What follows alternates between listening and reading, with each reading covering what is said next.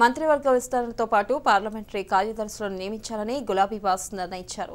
18 మంది ఎమ్మెల్యేలను పార్లమెంటరీ సెక్రటరీలుగా నియమించాలని ఆయన భావిస్తున్నట్లు సమాచారం. పలు కారణాలతో మంత్రి పదవులు ఇవ్వలేని ఎమ్మెల్యేలను పార్లమెంటరీ కార్యదర్శుల పదవులతో సంతృప్తి పరచాలని చూస్తున్నారు. ఇంతకీ పార్లమెంటరీ కార్యదర్శులుగా ఎవరికి అవకాశం దక్కనుంది? మంత్రివర్గ విస్తరణను మరో నెలపాటు వాయిదా వేసిన కేసీఆర్ ఎమ్మెల్యేల్లో గూడు కట్టుకున్న అసంతృప్తిని తగ్గించేందుకు పార్లమెంటరీ కార్యదర్శులను నియమించాలని భావిస్తున్నారు.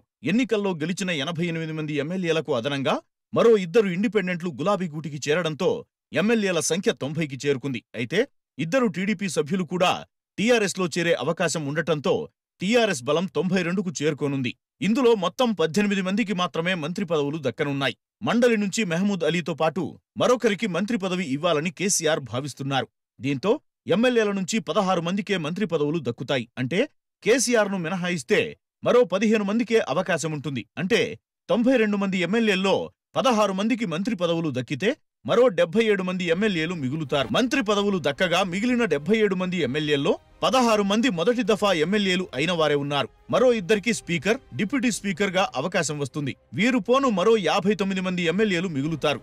వీరంతా ఒకటి కన్నా ఎక్కువ సార్లు ఎమ్మెల్యేలుగానో లేక ఎంపీలుగానో పనిచేశారు. కాబట్టి వీరి నుంచి సామాజిక జిల్లా సమీకరణాల కోణంలో 18 మందికి పార్లమెంటరీ కార్యదర్శి పదవులు ఇవ్వాలని కేసీఆర్ భావిస్తున్నారు. గత పాలనలో 6గురికి పార్లమెంటరీ కార్యదర్శి పదవులిచ్చినా కోర్టు కేసులతో వాటిని రద్దు చేశారు. ఈ దఫా జార్ఖండ్, ఢిల్లీ మాదిరిగా ప్రత్యేక చట్టం చేసి 18 మందికి పార్లమెంటరీ కార్యదర్శి పదవులివ్వాలని భావిస్తున్నారు. మంత్రి పదవులు ఇవ్వలేని సీనియర్ ఎమ్మెల్యేలకు పార్లమెంటరీ సెక్రటరీ పదవులివ్వాలని యోచిస్తున్నారు.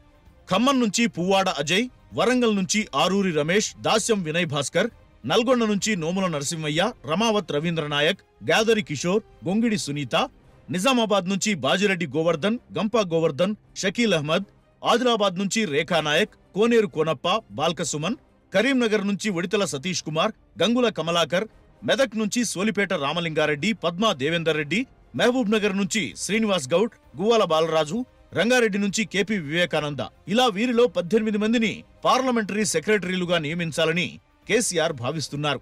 ఈ పదవులు రానివారికి చీఫ్ విప్లుగా అవకాశం కల్పించాలన్న యోచనలో ఉన్నారు. ఇలా సీనియర్ ఎమ్మెల్యేలందరినీ సంతృప్తి పరచడం ద్వారా పార్టీని, ప్రభుత్వాన్ని మరింత బలోపేతం చేయవచ్చని భావిస్తున్నారు గులాబీ బాస్.